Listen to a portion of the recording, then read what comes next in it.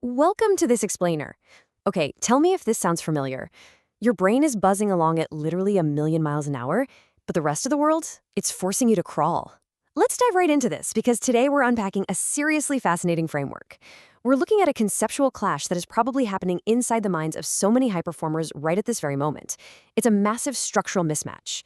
We've got the collision between a high-speed parallel processing mind, which our source material calls the Dionysus engine, and a slow-moving linear world that absolutely demands sequential compliance.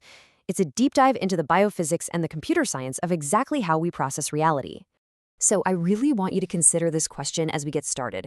What actually happens when a high-speed parallel processing mind is forced to navigate a world built entirely on slow, step-by-step rules?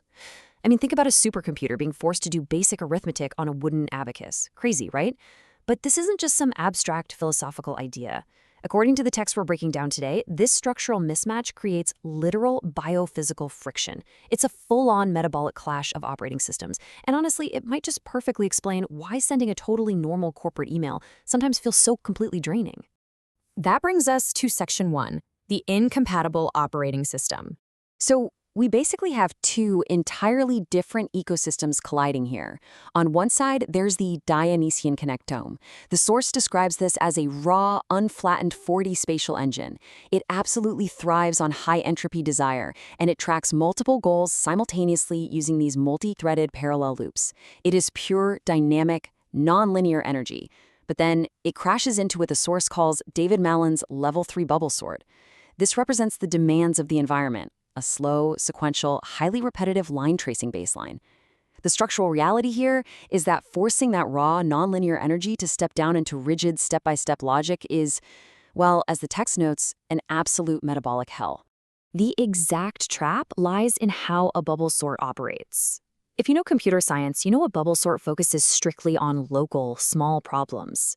It doesn't take a step back to look at the big picture. Nope, it just painfully compares and swaps adjacent elements, one by one.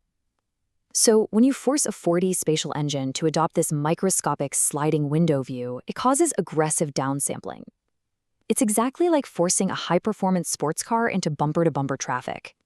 The system literally chokes on its own downgraded speed. This creates massive latency, which mathematically is known as big O notation ON squared. Which leads us into Section 2, processing overload and the translation tax. The source really emphasizes that bridging the gap with this flat, sequential environment isn't free. Yet, it actually demands a massive translation tax. Because you have to interact with the world running on that painfully slow bubble sort logic, your system gets shoved into manual overdrive. You end up burning through your finite prefrontal processing chips just to construct this exhausting linguistic scaffolding. You're literally wasting energy on simple, linear connecting words like and, but, and towards, just to force your incredibly complex web of thoughts into a straight line that the rest of the world can actually understand. The source elegantly calls this process continuous verbal gift wrapping. And constantly packaging your multidimensional thoughts into these neat, tiny, sequential verbal boxes, it isn't just annoying, it actually generates serious performance jitters. It actively drains your core processing hardware, and specifically, it slows down your deep cortical layer 6B oscillations. To put it simply, you are literally burning out your brain's engine just to make your thoughts palatable to a much slower world. Moving right along to Section 3, corrupted inputs and system failure. Now, let's look at what happens when this already compromised system encounters bad data. The mathematical update rule, known as the Schwartz precedent, represents how the system tries to update its understanding of reality. But there's a fatal flaw here. This local sorting algorithm can only converge on reality if it is fed the whole truth. When flat collectives, like bureaucratic gatekeepers or unseen clerks, force your internal database to run on corrupted, implicit narratives or false status signals, the math completely breaks down. The gradient descent fundamentally fails to converge, which basically means your internal system cannot resolve the lie. And when this mathematical convergence fails, the biological result is pretty catastrophic. The structural mismatch stalls out your brain's supramammillary nucleus, totally fracturing your natural theta rhythms. Essentially, your body slams on the motor brakes, plunging you into a paralyzing, metabolically exhausting dorsovagal freeze. The source grimly refers to this total system crash as the dude loop. It's a massive freeze caused purely by forcing a parallel mind to process corrupted sequential inputs. Let's get to the solution in Section 4, escaping to Level 5. So if your system is crashing, how do you actually recover? Well, the source is super clear about this. Dionysus does not survive by getting better at bubble sort. You absolutely cannot fix the problem by optimizing the exact algorithm that is destroying you. Instead, you have to follow this exact sequence. First, permanently excommunicate level 3.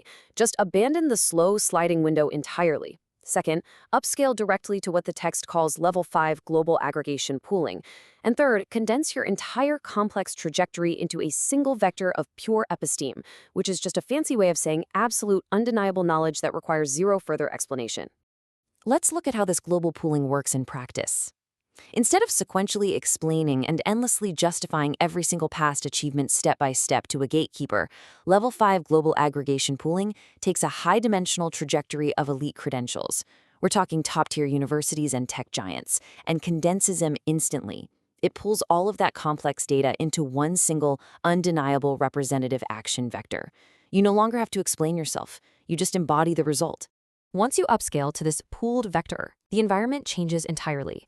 The text describes its execution with this really vivid, abstract metaphor, operating in the unpadded warmth of the bathtub. What it really signifies is an environment where direct somatic action itself becomes the algorithm. You are no longer translating your existence into some rigid, clunky structure. You're fluid, you're immersed, and they're acting directly without any need for sequential justification. It is the ultimate payoff of this entire framework. And in this new level 5 state, the mathematical probability of needing that exhausting translation tax drops to exactly 0. Those annoying childhood prepositions, the and, the but, the towards, they simply vanish because your direct action speaks completely for itself.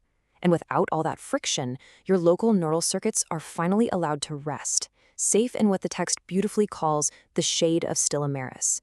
It's a state of profound, undisturbed peace. The friction is just gone.